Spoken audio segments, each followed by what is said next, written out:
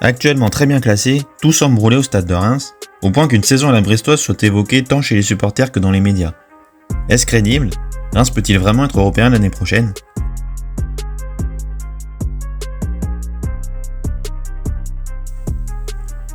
Hormis sa défaite inaugurale contre Lille en infériorité numérique pendant 80 minutes, les résultats rémois sont quasi parfaits. Un nul à Marseille et un autre contre Paris, et des succès devant Rennes, à Nantes et Angers. Des cadres comme Diouf, Agbadou ou Ito ont démarré la saison tambour battant, les recrues Kipré et Buta en tête sont pour le moment au niveau, et les jeunes ont pris le pouvoir avec brio au milieu de terrain. On peut y ajouter la montée en puissance de Nakamura, qui se montre de plus en plus tueur face au but, et les retours de blessures ou de méforme de Darami et Thomas. Pour l'instant, bref, tout va bien.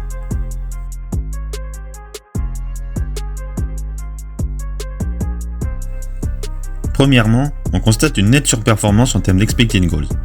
À part à Angers où les Rémois auraient dû marquer 4 buts au lieu de 3 et contre Rennes, l'équipe a toujours inscrit plus de buts qu'elle n'aurait dû le faire. 2 buts pour 1 XG à Marseille, 2 buts pour 0,55 XG à Nantes, 1 but pour 0,75 XG face au PSG. Et dans l'autre surface, la sienne, le SDR est là aussi bien payé, grâce à un très bon Diouf notamment, puisque les XG avancent un total de buts encaissés qui devrait se situer autour de 11, contre 8 en réalité. Pour conclure, en termes de points, c'est pareil. Le Stade a engagé 4,5 points de plus qu'attendu, la plus grande surperformance de Ligue 1 devant l'OM. Des chiffres qui pourraient faire craindre un retour à la normale un de ces jours, avec forcément un peu moins de réussite.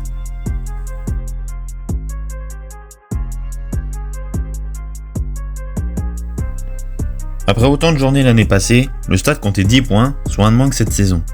Et pourtant ça n'a pas empêché les Rouges et Blancs de connaître plusieurs périodes délicates, comme en hiver ou au début du printemps, comme maintes fois par le passé. Un bel automne n'est pas gage de beau printemps, on le sait à Reims mieux qu'ailleurs.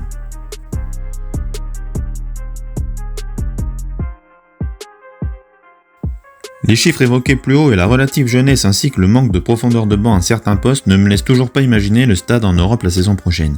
Lille, Strasbourg, Rennes ou Nice sont derrière au classement avec des effectifs mieux calibrés et armés pour l'Europe, sans oublier Strasbourg qui nous ressemble un peu sur certains points, voire Brest qui sait qui pourra faire le coup l'année dernière.